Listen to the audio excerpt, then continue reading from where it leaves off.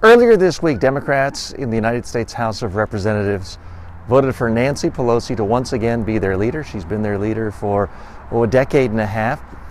Many have questioned whether this is really the best spokesperson. Oh, by the way, violating one of my own rules. My glasses darken in sunlight. People see you wearing sunglasses when you're doing video. It can be distracting. So don't do that. I'm going to practice what I preach.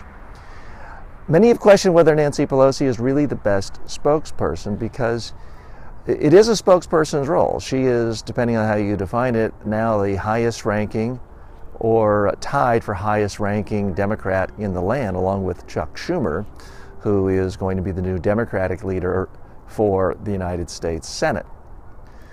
Here's the problem with Nancy Pelosi. I don't think that she is a bad communicator. She certainly does not have a record of saying wildly stupid or idiotic or inflammatory things.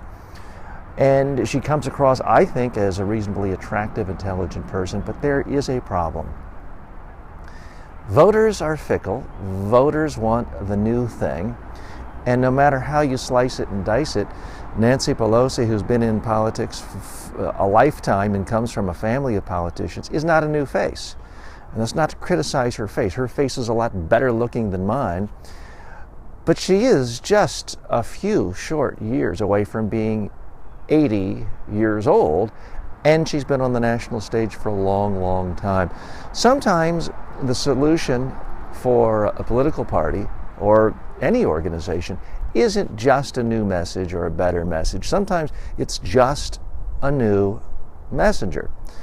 The Republican Party chose earlier this year to completely throw away longtime established veterans like Bush. Former Governor Jeb Bush of Florida went nowhere in the primary because people were just frankly tired. They wanted a fresh face. They wanted something new. Now you could argue many of the policies and many of the appointments made by the incoming administration may be exactly the same as what Jeb Bush would have done, but it's done with a new face. On this program and on this site, whether you're watching YouTube, Facebook, or wherever you're watching this, I am going to explore from time to time the messages of both the Democratic Party and the Republican Party, what's working, what isn't working, and try to figure out if they're on the right track. Are they helping themselves? Are they hurting themselves? At the moment, I don't think the Democratic Party's decision to keep some of the same old faces in top leadership positions is going to help them. I don't think it's the end of the world. They have bigger problems. But the whole rationale why so many people in the Congress like Nancy Pelosi is she's good at fundraising. And historically, that has been wildly important if you are a Democrat or a Republican running for congressional seat.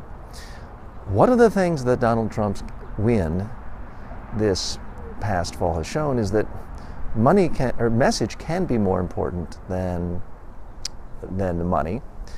And you have to have strong messages. You have to have messages and messengers who can clearly articulate what voters are thinking. So stay tuned. We'll be assessing both spokespersons for the Republican Party and the Democratic Party and their respective messages in the months to come.